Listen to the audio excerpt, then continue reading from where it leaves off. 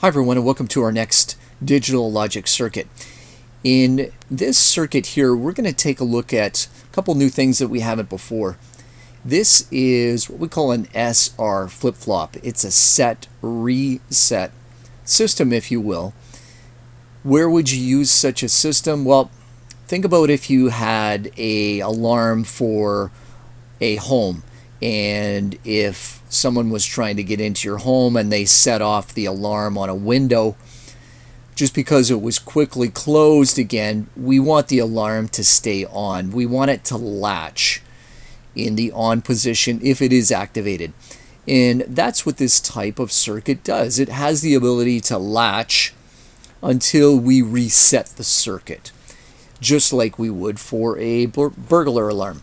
So we've got two inputs here. We've got a set bit, we've got a reset bit. And notice that this circuit's a little bit different than what we've seen before. We actually have a feedback circuit. So the output here actually gets fed back into this gate here, and the same here. This output on this side gets fed back to here. So it's a feedback loop system that actually produces the output. The output is Q or not Q. In other words, the complement or the opposite of what Q is. So in this case here, if we set the system, if you will, if we set the burglar alarm, we're having an output of 1. In other words, we've activated some type of alarm.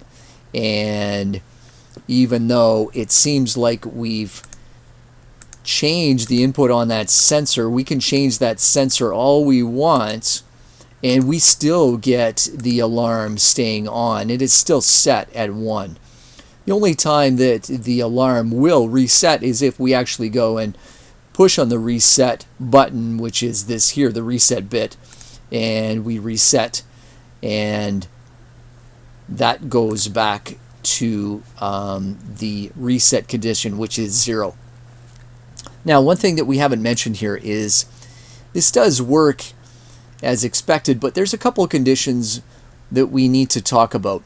First of all, if S is 0 and R is 0, we really have no change in the condition. If we do set the input, then the output is set. In other words, Q goes high, Q is equal to 1. And if we reset, that means we put R back to 1, we put S to 0, and the system does reset.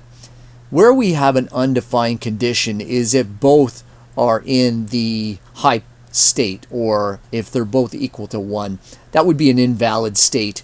We don't want to have a system where we're setting an alarm and we're trying to reset at the same time. So that's an invalid condition.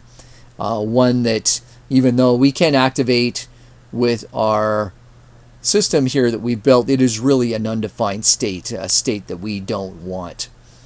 So that's it for understanding how a SR, a set reset flip-flop logic system works. Take care. We'll talk to you soon.